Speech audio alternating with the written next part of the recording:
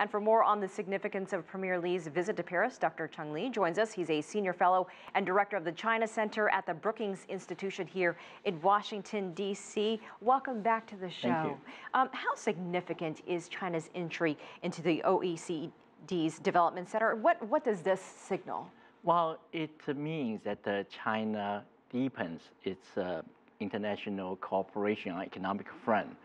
But also, as we know, OECD Development Center not only focus on economic matters, but also that talk about the coordinator between domestic policies, international policies. Look at the issues and the challenges that the world face, and the environment and the social and political issues. That means that China has made a strong commitment to deal with these common problems, but wanted to again, accelerate China's integration with the world, but also show China's commitment to meet international norm and standards, and also that China's voice also heard in the international community. This, along with China's continuation to play an important role where the United Nations and G20 want to be the international system rather than try to change it. Chinese Premier Li Keqiang also mentioned advice, hoping to get advice.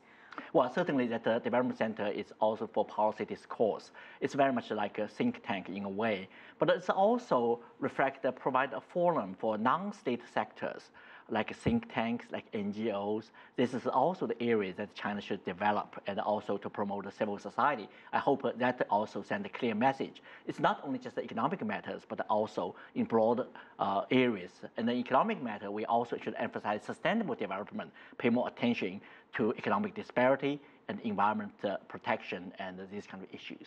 We're seeing a lot of big numbers in this visit to France here, 53 commercial and industrial accords. And we just heard about the deal with Airbus, yes, all the orders. What really stands out to you? Well, to a certain extent, the Airbus shopping list is not new.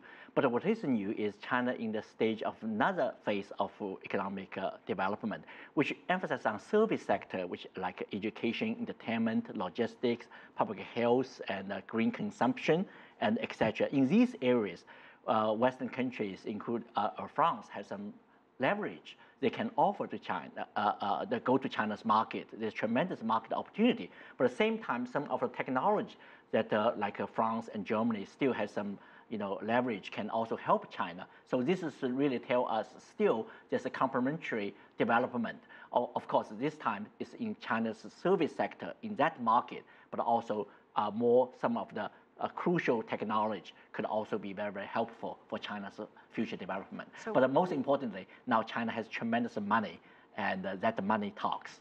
So we see this with France and China. Where do you see China-EU relations at the moment? Do you expect to see more deals like this with some of the other countries? You mentioned Germany.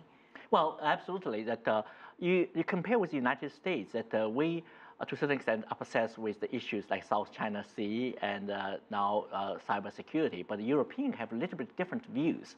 They continue to see China as an opportunity, especially the economic front. Of course, they still want to raise some issues about the human rights and etc.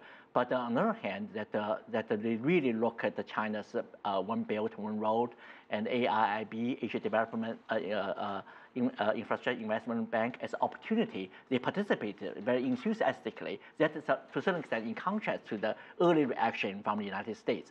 So that provides some difference. So in a way, I think China and the EU relations could not be better on that regard. I hope that the exchange, that the cooperation, not only just limit on the economic front, but also in many other fronts as well. China probably could also do much better in the cybersecurity issues with the help from EU and other. To a certain extent, EU also has been very critical about some of the practice about China, and also about the United States in the wake of Snowden episode. So in that regard, that their strategy, their views of China, not entirely identical with like the United States. All right, we'll leave it there. Dr. Cheng Li, as always, we appreciate your time. Thank you so much. Thank you for having me.